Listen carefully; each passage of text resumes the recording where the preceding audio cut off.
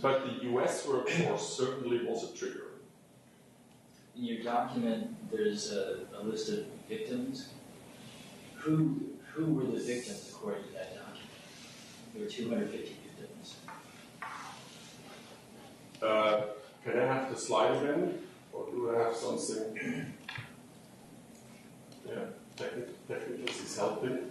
Yeah, it does not. It just says 200 victims and more because this is the highest level. And well, the victim is the project where we finally bribed. And I have mentioned that I will give you a relationship, and this comes about 2 pages later, that we analyzed 38 million transactions, and you will see in a few minutes that finally Deloitte and the investigation team identified 4,283 payments which were clearly crossing the red line. The US authorities are saying we bribed, but you never see a communication with a Siemens logo where Siemens says we bribed. You see that as a quote because the US authorities said Siemens bribed. In the Siemens language we say we have an issue with non-tax deductible payments. You can smile, but there's a big difference. Would it be fair to call victims then cases of bribery? Yes. Thanks for the question. So, on the SEC side, we were transparent because, as I said, DPYs together with Deloitte analyzed those years I have mentioned from 2001 ongoing, and you see certainly the trigger of the raid in November 2006, the former group communication, which is since many years not part of Siemens anymore, was the clear number one with more than 2,500 payments, and also the scandal in Greece was mainly triggered by COM. Then in the old form of Structure Industrial Solutions, MET, which is my world, power generation, transmission, and public transport, and all the others. But the fact is, of the original 20 million wrongdoings in the world of COM, and as a result of the independent investigation, the total value of $1,400 million wrongdoing is still, even after Petrobras, Walmart, and Alstom, a clear number one. And I have some doubts that any time another company will top that. And you see the numbers itemized in those reports. And interesting enough is now actually, and I have already asked that in a context, and your colleague in the second row made an excellent statement, actually, how was it possible to get those 1,400 million out of the company? Because I cannot say it enough, and multiple times. There were clear, rigid control systems by internal audit, external audit, operational reviews, project controlling, etc., etc. So, as I said, hundreds of professionals, even a certain part dedicated to manage slush funds, were established this system to get this huge amount of money out of the system. And what were the patterns? Certainly, the majority by and through business consultants. And even if you read an FCPA report or a report from the World Economic Forum or from OECD, the first paragraph says corruption patterns are done by third parties. That's the most efficient vehicle. But it still has to be professional, because you cannot pay somebody without a contract. This is not possible in big companies, maybe in small, but not in big companies. No contract, no cash. So there were agreements to pay without consideration, or to shell companies.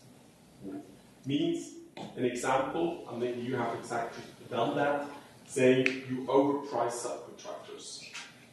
And the one in between, you can fund the slush fund. And certainly the contractor gets a nice percentage because nobody's working free of charge. What is also very intelligent and very effective, that you are the subcontractor and you establish in the contract a milestone plan that in the time of the signature it's proven and obvious that you have to pay penalties officially. So you have a good reason and a good ground to pay penalties, $1 million a day, nothing unusual, 1 million a day, and therefore you have an official reason to pay and you can fund the slush fund. But we also have cash transactions, so what you know from TVs, shows, leather suitcase with a lot of cash, we have done this as well. Barter trades, they are still, maybe now 10 years later, not as huge as 10 years ago, but a lot of countries have non-convertible currencies. So we only accept Swiss francs, euro, and dollars, nothing else. So they want to have, in my method, a CT or an MRI, and they can also pay in gas, oil, or cotton. In the past, we had an own department to manage those watch deals. It doesn't exist anymore, the department, but 10 years ago, we have accepted cotton to pay a computer tomography. And certainly there you can also have nice gains in evaluating the value of the watch goods. And last but not least, and if you Google Siemens and scandal, you find the most recent corruption case happening during the monitoring ship in Kuwait, because in big construction sites, you always have scrap. A few hundred meters of copper or other precious things, and it's very easy to generate 3, 4, 5 millions just with scrap. And at that time, we do not have the regulation commercially how to deal with scrap. If the commercial manager was honest, everything was in good standing. If he was tricky, it was easy to generate a few millions. And the Kuwait case actually was established a slush fund. Everything is documented in the web through scrap material, and we were able to stop a payment 1 day before it happened, thanks to a whistleblower. We were able to stop that. But this was actually during the monitoring shift.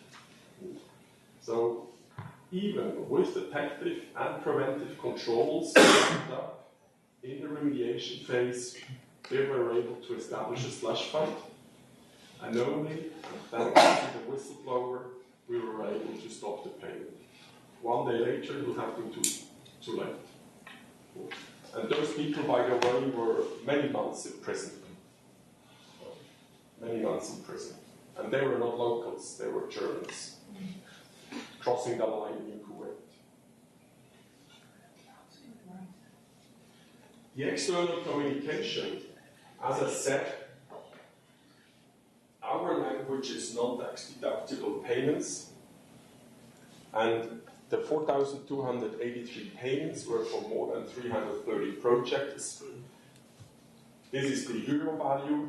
In the settlement with the US documents, you have seen the US dollar value with crossing 1,400. And we have not and never published the full list of the 300 plus projects. So in the context of the press release and the press conference in December 2008, we have published those examples just to show the scope and the global impact. So it's a fact that we bribed in Venezuela, in the public transport, but also in China, in power generation in Israel, in China. The old communication group had bribed projects in Bangladesh, Nigeria, the IT business in Argentina. That's the project I have mentioned where then the SEC has decided to go after individuals, needs the responsible Siemens manager, the famous business partner consultant in between, and also on the side from the department. It was the new biometric passport system of Argentina and the full infrastructure, and we bribed there with a high 8-digit volume to get the deal, and the deal was about $1 billion. But we bribed a lot of money on that. And you see Russia, Mexico, Vietnam, and the mentioned project in Iraq. Certainly the list of 300 projects does include further countries, but you always have to find the balance of transparency. The authorities in those countries, they are aware, but I think we keep it as it is. But you see, the language is very special, and I always show, and you can still Google and download that, certainly the US authorities, on the one side the Department of Justice, on the other side this SEC, they were not so nice, let's say like that. You see Linda Thompson from the SEC, and I do not quote everything, but she clearly says Siemens' pattern of bribery was unprecedented in scale and geography. The scope of the bribery scheme is astonishing, and the tone set at the top at Siemens was a corporate culture in which bribery was tolerated and even rewarded, which is a reality.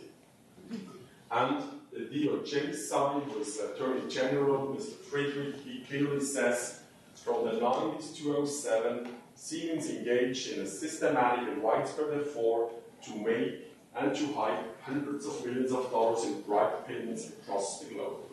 Bribery was nothing less than a standard operation procedure for Siemens. Siemens will plead guilty. That's the reality. And certainly, you do not find those type of words in the scandal of Petrobras, of Walmart, or even now from Alstom, because yes, even the scope, and I'm still curious then what finally is the result in Walmart. Maybe you have read about that story, where certainly also then the internal reaction, how to deal with the whistleblower saying what is going wrong in Walmart, was very interesting. Certainly, it's then also interesting to understand how they will settle. And the Alstom story just recently been published, so this is very interesting. So, in December 2008, we were able to settle and have started the monitoring ship, but certainly the remediation has started in the first week. DB Weiss and Clinton have started. And as I said, this task force had actually a very strong and important stream of communication outside and internally, then remediation, investigation, and ramping up the program, which was mainly designed by PwC. And I would like to start actually about the myth, because when you want to remediate, the famous question is, what do you want to remediate? And the famous sentence certainly is, everybody does it. Well, it's kind of true. Even saying it's part of the country DNA. It's also kind of true. But is it really an excuse? Because even in rotten countries, there is a law that it is illegal, right? What is also interesting, that all those people involved in unduly payments, they said, I did it for the company. I didn't put any money in my own pocket. Just my colleague from the Siemens organization here in the country. If you are surprised that we have a new student or so. You can say yes and no. And then I would like to explain. Because certainly, if you influence a project to be finally the winner, it has an impact on your sales commission and your bonus payment. And we track that. And it's also a fact that all those managers being engaged in illegal schemes, they always have super accelerated their bonus. So the sentence I did only for the company, it's not really reality. And mainly those cash transactions were certainly not 1,400 million, but a reasonable size in eight digits. Who can control that when you have asked the special office in Munich to get 3 million in cash, and we lost the track what happens with those 3 million? Well, either he transferred the 3 million to the, let's say, head of radiology in a funny Asian country. Maybe 3 million is a little bit too much for the CT, but let's say 500,000. Huh? But well, we were not asking for a receipt, right? On the other hand, if you asked for 500,000 and you just then gave 400 because the other side was happy with 400, well, you have not returned the other 100, right? So we do not have really control what happened with the money. So the myth that it's just for the sake of a successful company is just not reality. Certainly also, mainly in early 2007, because DB Voice was a US company, people had difficulties to differentiate what is now an authority, what is just an independent investigator asking for the working for the supervisory board, and the German authorities were very quiet. On the other hand, the German prosecutor raided us in November, and the US authorities, for the very first time, contacted Siemens in March 2007. So, you know, our big enemy is General Electric, being a US company. So, it is just because they heard Siemens as a German company, which, when you remember the numbers, is also not real, because the settlement with the German authorities and the US authorities is about the same. Therefore, it's not about being listed in the SEC, because it was also illegal in Europe. Yeah? I have a question with regards to the first point. I'm not sure why this point is a myth, because it is true that it's part of the culture in some countries. I think the issue for me is when we're judging these companies, are we judging them on if they violate bribery in the countries they operate in, or they violate the definition, the international definition of bribery in just around the world? Because it depends. Yeah, well now, so I have to answer twice. Nowadays, actually a company operating in a country which is troubled and known to be difficult is actually violating normally always two laws. International law, because the company is registered in Germany or in the European Community or in the United States, but I think there's hardly no country where bribery towards public officials is not illegal. And I always have to differentiate. In many, many countries, bribery towards publics are illegal, but not in the private sector. So bribery in the private sector might be legal. It's not ethical, but it might be legal. And only unethical actions towards public officials are illegal. So you always are on the two, actually, roofs of legal jurisdiction. And the myth, yes, as I said 1 hour ago, the world is rotten. But I mean, as an argument that Siemens has bribed because everybody does it, that's not really the rationale. That's what I would like to explain. And to summarize actually what were the steps in the litigation, I do not want to go into every argument and detail, but I would like to pick some, is really immediate actions, the raid to spring. It's, as I mentioned, the independent investigation, and we have nominated and launched an ombudsman. The ombudsman, still in 2015, is an independent law company having a neutral email address where everybody, employees, suppliers, clients, can approach by phone, by email, by portal. Identified or unidentified placing possible alleged wrongdoings. And you have asked about a team or so. It's not a team, it's just one person receiving alleged wrongdoings, identified or unidentified, and even if the whistleblower is opening his identity towards the ombudsman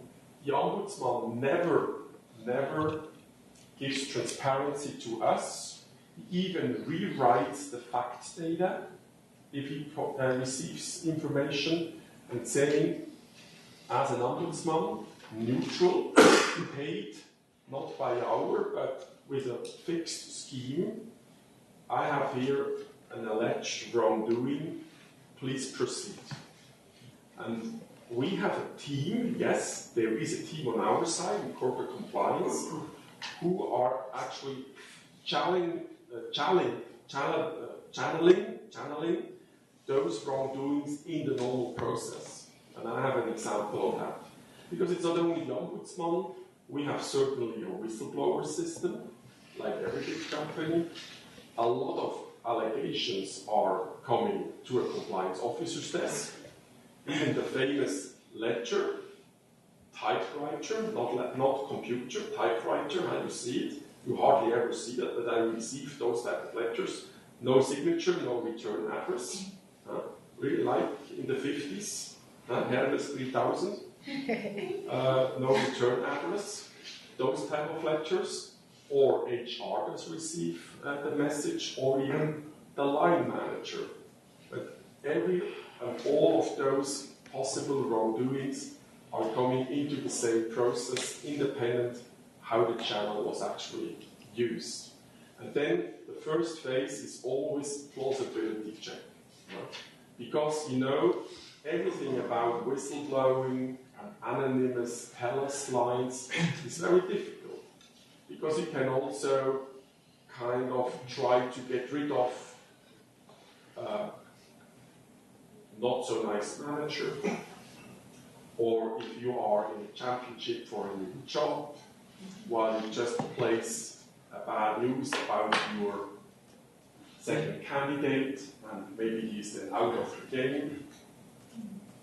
So this is very difficult, and we are trained to evaluate and to do a plausibility check.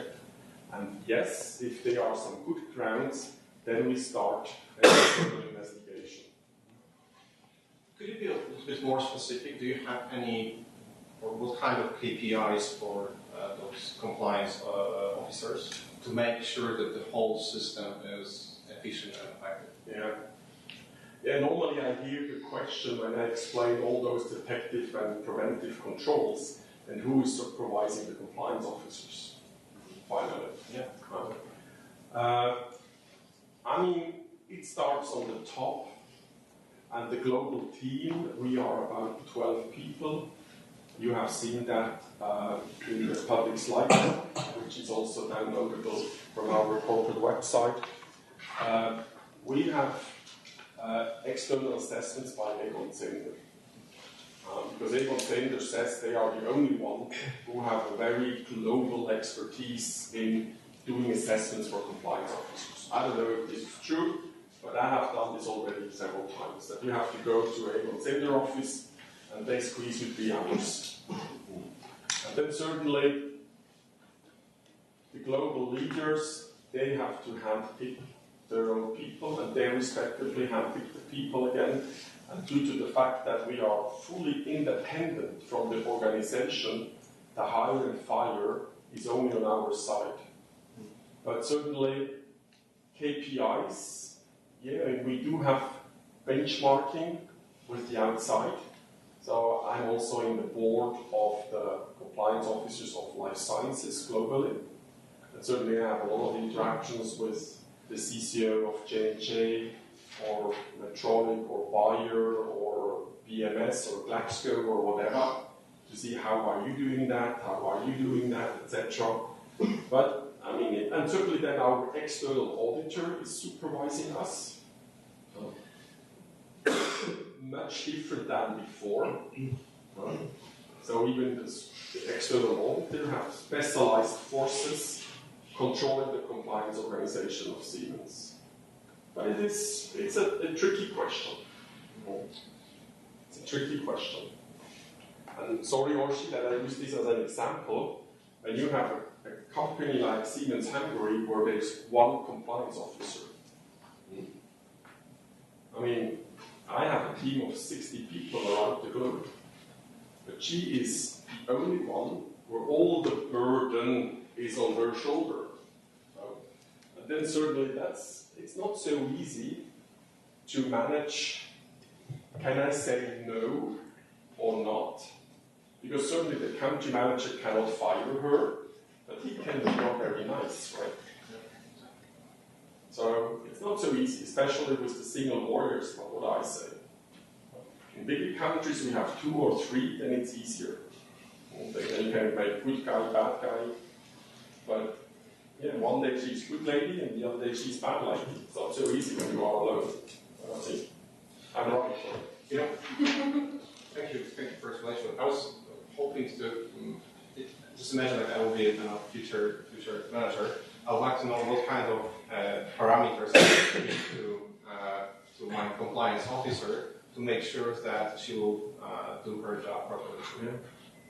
You have to ask your head, your heart, your stomach. And the 3 of those will answer you if it's the right compliance officer. I cannot give you a better answer.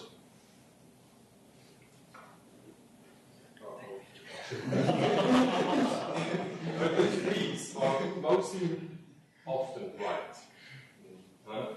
Because if the right says, the head says okay, and the stomach says not okay, most probably you should listen to the stomach. Sir, I just want to ask that if an employee demonstrates his or her integrity, is it possible that he or she will get promoted more quickly or be more successful? I have not mentioned that due to time constraints, but after the scandal, we have launched a system that every group, every division, every country was rated by the independent compliance organization how successful they have implemented the program. And this was then triggered and even more effective than, for example, the country profit in the bonus scheme. So if the country management was not highly supportive in the remediation activities, they were severely punished in the bonus scheme. Then after a few years, we changed that to a system we have called yellow card, that the responsible compliance officer was able to nominate a missing tone from the top, for example, or a missing support of implementing effective controls. And then the global compliance management team was able to decide to eliminate from 0 to up to 100% of the variable bonus, to punish the manager who was not supporting the effective compliance system. And now also a few years later, after I think 4 or 5 years with the yellow card, we changed, and the supervisory board actually have agreed just last month, we implement an integrity award.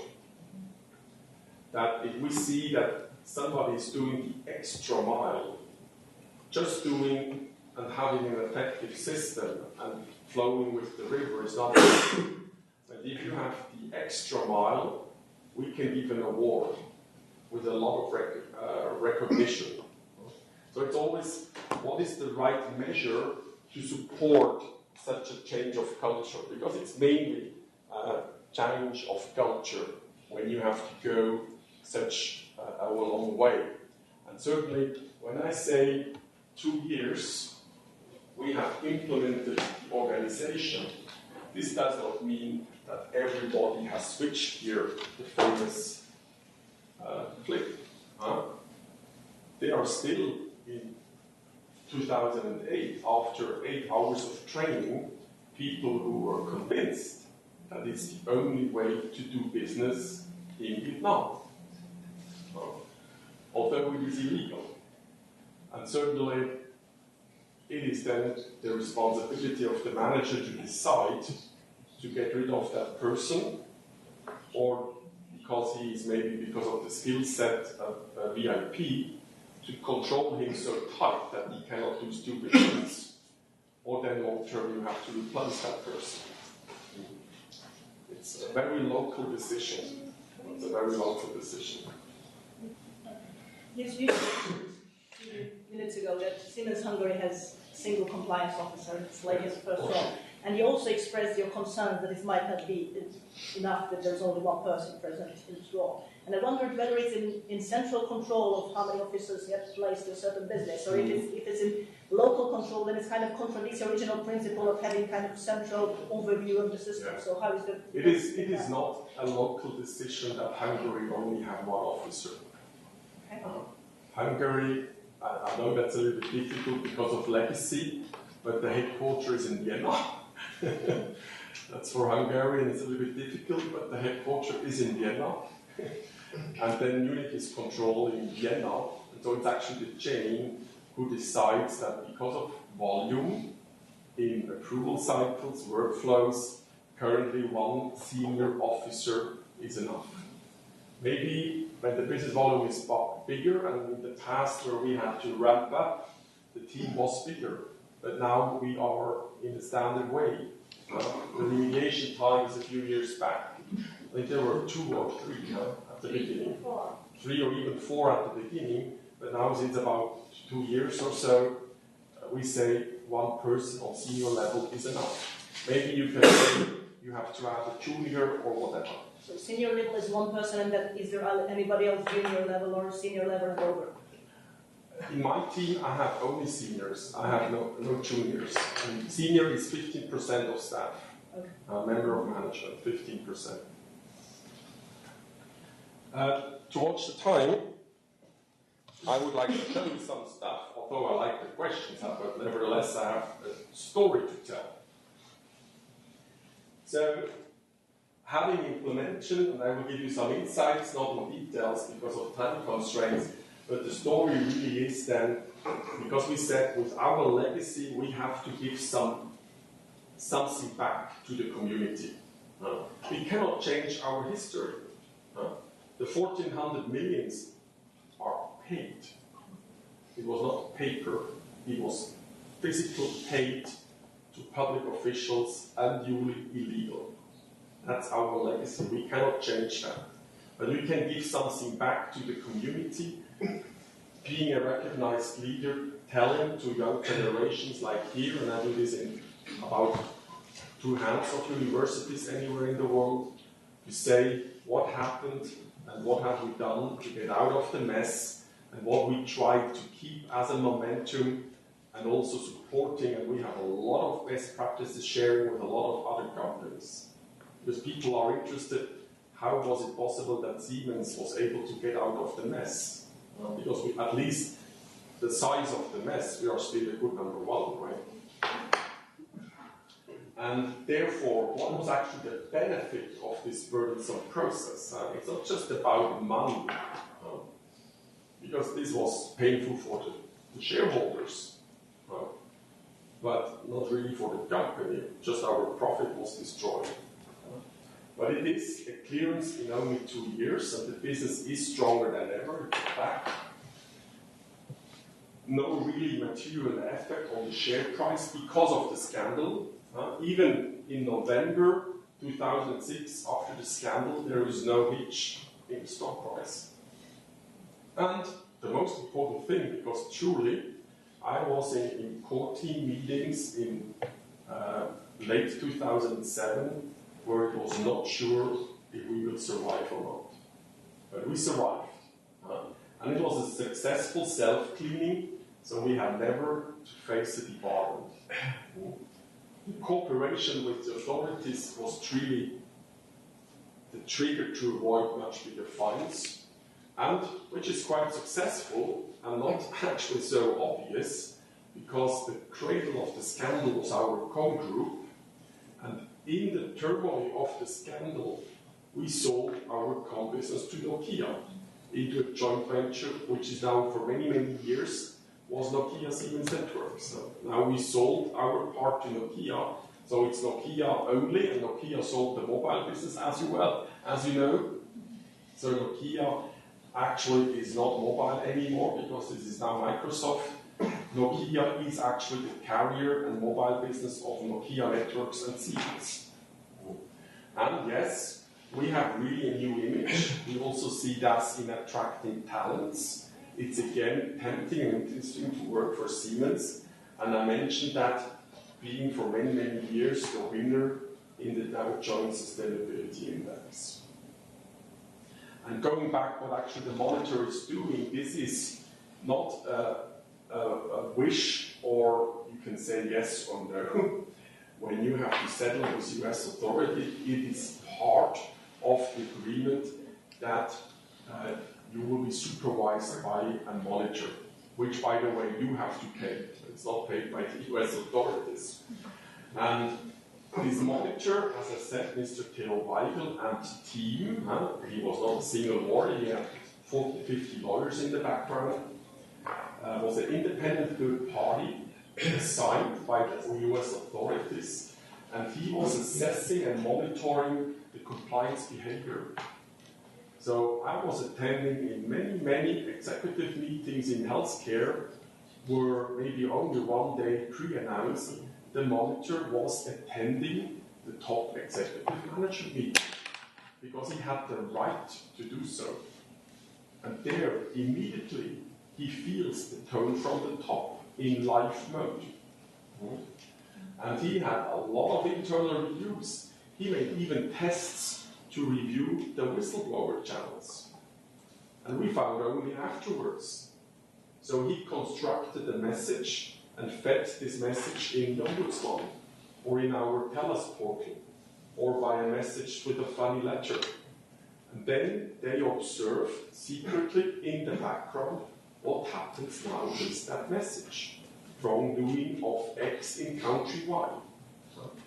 So they have done those reviews, and they have documented the status in every year's report, this amount of paper, with a lot of recommendations. And in year number 1, I still remember we had 114 recommendations. And they were not just paper, they were really tough. But then again, hundreds, if not thousands, were engaged to implement that recommendation, to do a better process, to do an additional control, to do an additional training or whatever. And certainly, if they are improper activities, and I have mentioned that, the Kuwait case, which you can Google very easy, they had then to immediately report that also to the SEC. So actually the Ombudsman was actually also a protection shield for us. Because if we have discovered the wrongdoing, we have to immediately report to the monitor. And then it was the monitor's decision how to deal with the authorities. Now in the, what we say, post-monitoring area, it is very tricky for us if we discover a wrongdoing in some countries. What shall we do now? Shall we report to the local authorities? I remember your country, I had a very nice case last year. Or shall we report also to the US authorities, because we had some obligations in the settlement? Now we have to decide for ourselves. And it's not so easy, because shall we report to the local authorities, then maybe our guy goes into prison, and it's not always nice to be in prison in certain countries. Maybe it's even not a real case, but he's still in prison. It's not so. The monitoring ship was also a protection shell for us, because he decided for us. And now we have a clearance committee who has to decide what shall we do. And I make a joke, and I'm not German, therefore I can make a joke. We are a German company, and we love circulars. Well, circular is nothing else than a written regulation, what you have to do, how and why. And after the scandal, we have published tons of guidances and regulations and circulars. Certainly, the fundamental is a business conduct guideline. Then Siemens values and vision and integrity is part of our values. Then certainly about anti-public corruption. So it's not enough to say it is illegal by law, because you cannot say to every employee he has to understand every law in every country. Therefore, we have to issue a circular saying that it is the obligation of every employee to understand the local law. Because otherwise, what is the ground to fire him? It's not so easy, and also by labor law. And then certainly to address specific risks in the world of business consultants, intermediaries, gifts and hospitality, and I mean life sciences, and you know, healthcare, benefits towards healthcare professionals. 10 years ago, the famous Hawaii trips with the significant others, which were rarely the wife, that was common practice. That was common practice. But those times are really past piece of history. We do not pay those type of leisure trips anymore, but it was normal. Certainly, we also have acquired a lot of problems. We talked about in the coffee break, and you can Google that. GE was interested in acquiring Alstom, and the French government has asked Siemens for a counterbid. We were certainly aware that Alstom was also heavily in the mud. And good for us, finally the management decided to accept the bid of GE, who finally had to pay a few billions more. So this was good for us. But now, just for the FCPA settlement, they had to pay more than 700 million. The story is not over.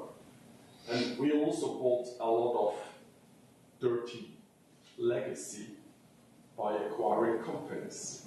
And then it was our problem because we acquired the company. So now, a few years later, we are much more precise in looking into the history of an M&A object, because then we can say it in the contract that we have seen this and this and this, and if there is finally a fine, the seller has to pay it and not we as a buyer, etc., etc.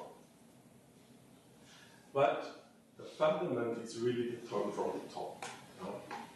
And as you have remembered the quote of Linda Thompson, in her opinion, and she's one of the big shots in the SEC, was that this was clearly missing. Because everybody who crossed the red line was in majority being aware that he is in an illegal activity. But his manager was aware that this is happening, said nothing. The manager of the manager said nothing. The manager of the manager of the manager said nothing. Therefore, the employee finally was kind of in a good belief that the company is tolerating it or even supporting it, because there was no tone of the top that integrity is actually corporate value, while it was not at that time. So we changed our values, and integrity is now one of our 3 pillars.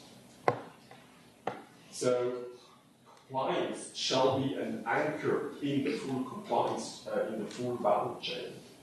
Then explain and demonstrate compliance-related issues in a lot of trainings, communication, show priority at all times.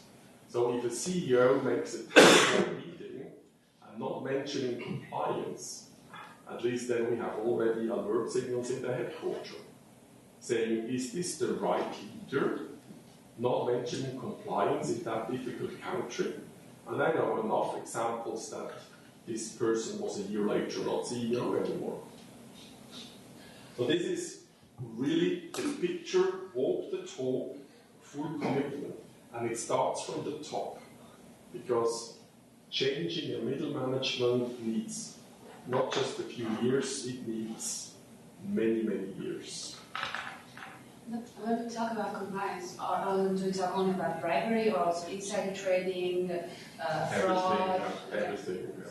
Our mission profile is anti-bribery, competition law, money laundering, data privacy, fraud, conflict of interests. It's quite an interesting scope. And you can Google a lot of documentation about surveys. Our clients, I always say, are the so-called socially disordered. And what do you think? What is the percentage of 100 employees, male and female? How many percent are crossing the red line in average? Studies starting from the 50s up to 2010. How many percent? 10? Well, then you have really a problem. It's 1% of female and 3% of male. So 4% are in the genes decided that they are crossing the red line, are socially disordered. These are our clients, right? Training, I have mentioned that. I will not go into details too much, but we have trained 6 digits of people. 200,000 people had to attend web-based training, 4 hours in total, and 60,000 people had to go into classroom training, 8 hours in high-risk countries, 4 hours in low-risk countries. And we have to calculate, if you send, I think it was 35,000 people 8 hours into school, that's also a price tag. First wave, we had external trainers for PwC, from Pricewaterhouse, specialized FCPA trainers, and then the further waves we have done for ourselves. But just having a center 1 day off the street because he has to attend a compliance training, well, we made not a lot of friends.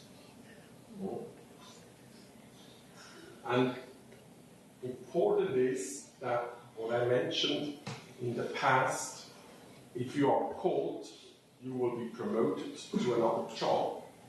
This was the tradition, and since the scandal, and we publish this number every year, there will be consequences. We have a disciplinary committee process on local as well as corporate level, so the top 2 layers are managing corporate. So if a country CEO or a country head of accounting is crossing the line, it's not the country itself who can decide about a sanction. It is corporate level. And then corporate headquarters, the corporate disciplinary committee, sends a one-way communication through the country HR head saying the CEO will be fired. And we had last year a case in Europe where in the same week the CEO, the CFO, the head of HR, and the head of communication was terminated immediately in one same country. You know which one, right? This is then a strong message to the employees. If the 4 people had to leave the office within 1 day. And you see the number in fiscal aid and dark blue is dismissal, so really termination in good standing or immediate effect. Then other measures like eliminating the bonus, which is for top management 66%. So we have I have 1/3 fixed and 2/3 variable. And if you are not getting the 2/3, well, this hurts. Or we have stock plans, so you decide he doesn't put stocks on top. So there are a lot of possible measures. And the yellow part are warnings, and you know, according to local labor law, you can have verbal warnings, written warnings. In countries there are even 3 levels. It's defined by the labor law what are the measures. And you see the number interesting, and we just published a month ago, fiscal 14. You see, they are part of the Compliance Progress Report and the Siemens Sustainability Report. So you can download those reports year by year. And even last year, where you say actually we have a full established system, 50 people were terminated because of compliance. That's certainly mobbing, harassment is also, depending on the job level, a compliance case. But he will be terminated because of harassment, which is an HR reason code. So those 50 people had to leave the company according to labor law with termination period or with immediate effect because they crossed the red line in all those patterns I have mentioned before. And it's also a fact that in many, many countries, it's very difficult to fire people, even if they have crossed the line where everybody said, how can this be that this person remains in the company? Because it's not possible to fire that person by labor law. Are you also so strict towards your customers? In other words, if the customer will cross the line, would you stop any cooperation with you in the future? You have to differentiate between suppliers and customers. Suppliers, a code of conduct for suppliers, also with a strong audit right. And if by whistleblower, by press, or by our own audits, we find out that the supplier is crossing the line, and certainly the code of conduct is then also touching not only the famous compliance patterns, but also environmental and children work, etc., then we terminate the contract. If one of our clients, or we are the supplier, is crossing the line, well, that's not so easy because we have a contract we have to fulfill. And it's actually not our problem if our client is doing something illegal, right? We are a normal supplier to him. And we cannot terminate, well, we could, but according to the contract, we would even have to pay a penalty if we do not deliver according to the contract. So we really have to say suppliers, customers, clients, and employees. Two sides of the triangle, I think we have quite well under control. And certainly, if we have a client which is in the red zone, it's a question of reputation. But at the very end, we have a contractual obligation, and mainly in life sciences. I mean, we cannot stop delivering repair kits for a CT, otherwise people will die in the hospital. And even when we had problems with the BRIC countries or with the PIGS countries that they have not paid the invoices anymore because they had no money in Spain or in Italy. I mean, there were hundreds of millions open invoices. We were not allowed to stop business because otherwise the hospital is not able to operate anymore. It's not so easy because we have a contractual obligation, even if our invoices are not paid. Yeah. Trying to ask a follow-up question to that. Even if you're contractually obliged to fulfill the contract, does Siemens feel an obligation to report or disclose, red zone behavior in one of your clients? If we are the source of detecting the uncompliant behavior, then we have a disclosure committee who decides that. Because it's always a question, what is the local situation? Do we put people's life in danger or not? Because Europe is not Asia or other countries. Then we truly discuss that. So if we find out that one of our employees was bribing a public official, then we have a specialized committee with a lot of specialists to decide what can we do towards the authorities, not to harm people's life. And if we get the wrongdoing by press or by a public prosecution, then what your colleague said, it's not so easy just because he crossed the line to step out from the contract. It's not so easy. I want to ask, mostly the definition of close alliance related to the law or related to just because the compliance is more than the law. Yeah, for us it's law, international and local law, and internal regulations. The famous pyramid, which is only an extract. We have a big file of circulars. So when we launch an investigation, and now I will jump a little bit. These are just tools, and somewhere I think it's even now it's in the public deck I have given you. So I can jump back again. If we can overview like that, for example, where I can invest 2 minutes. To answer you the question, if we have decided after the plausibility check that we do start an investigation, it is according to the type of the wrongdoing, either a centralized, managed investigation, where we have only enforcement specialists, former prosecutors, former BKA agents, former NSA agents. These are 25, 30 people in regional hubs, and they are enforcement specialists. So they were 30 years police officer or FBI agent. And you know, FBI agents are retired with 50 plus, and then they have joined Siemens. And according to the category, also the local team can be responsible for the local investigation. We have also special training for interviews, etc., for the fact finding. Then we have a clear process what happens actually in those definitions.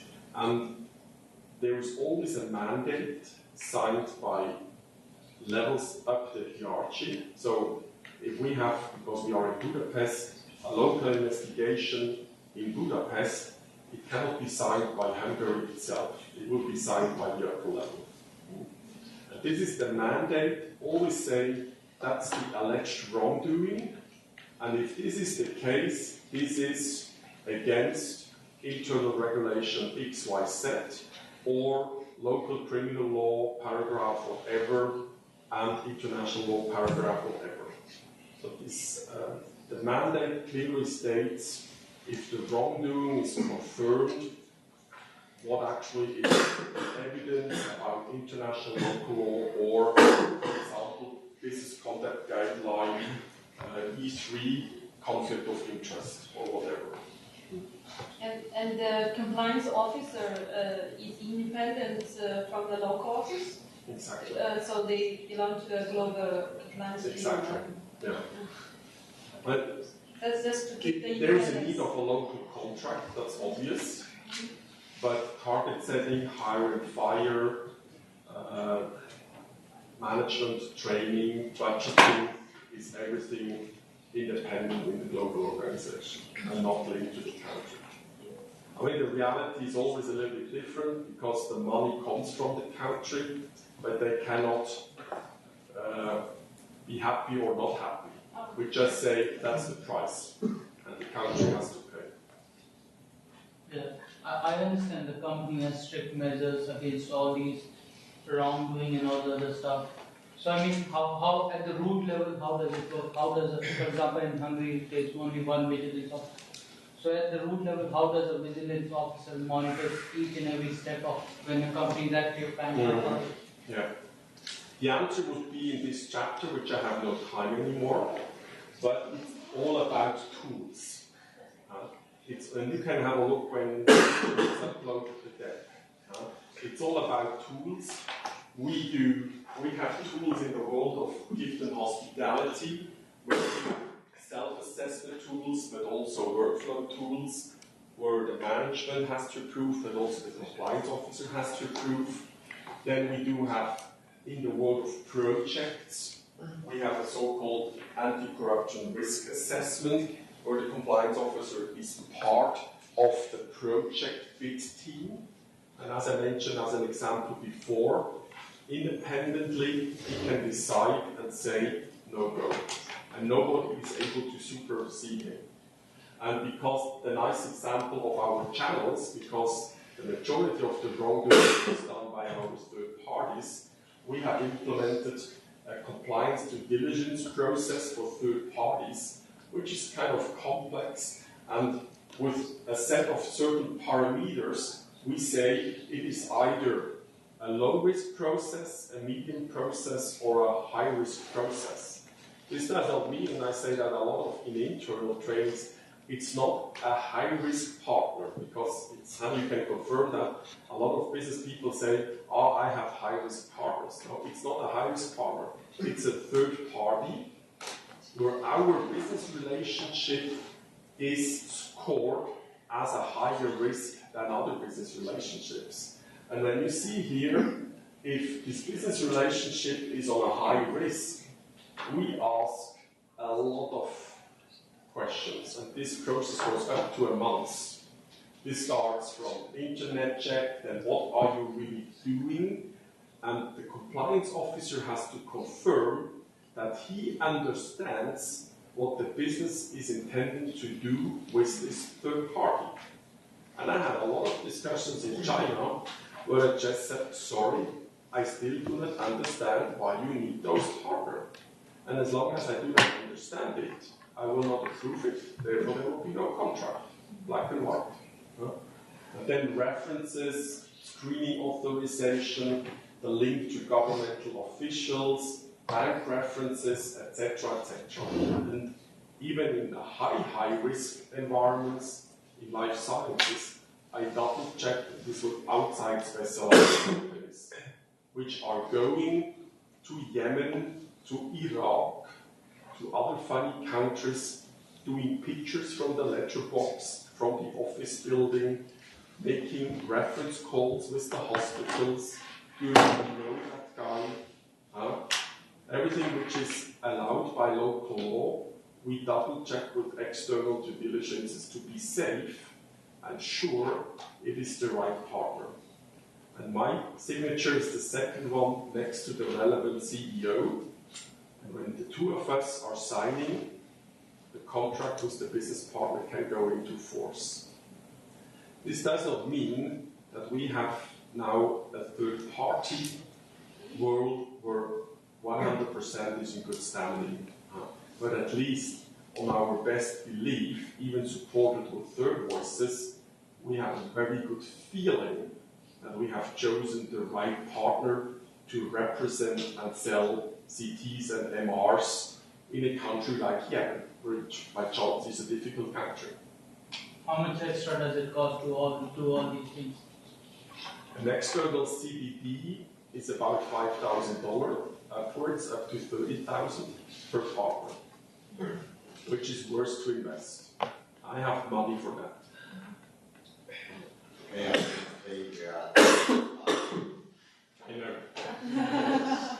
The full presentation is already uploaded. I just opened it up, so you can check it. You can see the missing slides, and if you have any questions, there are two options. One is to contact Thomas. Yes, I was gone because the last page is my address. Yeah, he can't read all the time, and now as well, to contact him individually if you wish.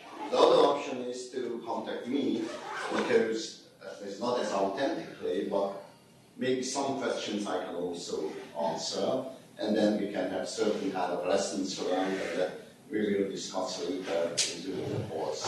I mean, the last model was the last module by explicit choice, because it happens very often that I have no time anymore for the last module, and it's about collective actions, which I have already several times mentioned, how to fight the cancer of corruption with all those type of different initiatives. Where we also have the privilege to have this 100 million. Well, now it's only about 60 million left, because 40, 45 are already spent. But this is a privilege to have this money to sponsor those type of projects. And we really have everywhere in the world, we have those projects, even here in Hungary. Including CU Business School and my Center for Integrity and Government.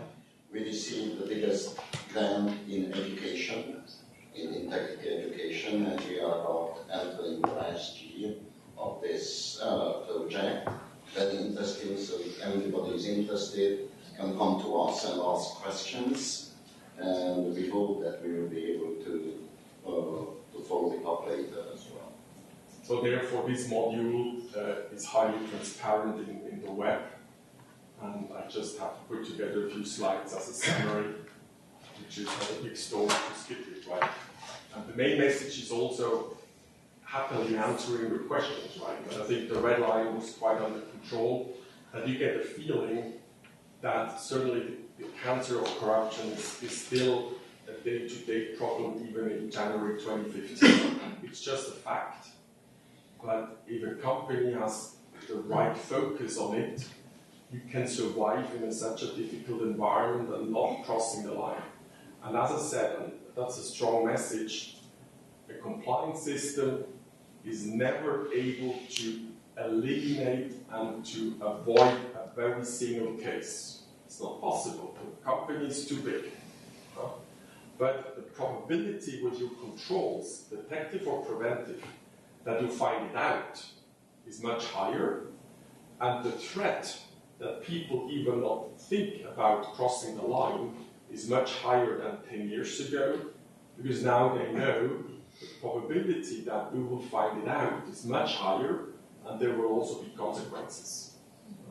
And I think that's true with the best practice of Siemens, and that's also the reason that every month companies from anywhere in the world are coming to our headquarters asking half a day, how have you done it? And I mentioned a lot of tools where I only explained very shortly this business partner due diligence tool.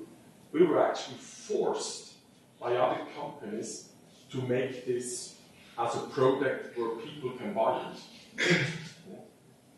Buy it for symbolic, just for $50,000, because you know, free of charge, then there is no value.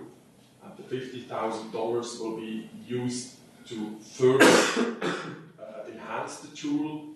The original costs were a few millions to establish the tool.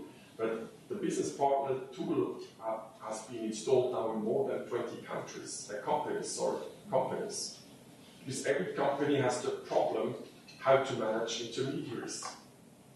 Because it is still threat number one. And it's easy to channel money out of the company with the help of a unfriendly third party. And think about it only works if a Siemens employee is engaged and is personally crossing the line. No questions now. Afterwards you can. I'm still here. Yes. I wish to thank you, Thomas. He was flying from Germany just for affording this lecture to our class, so thank you very much.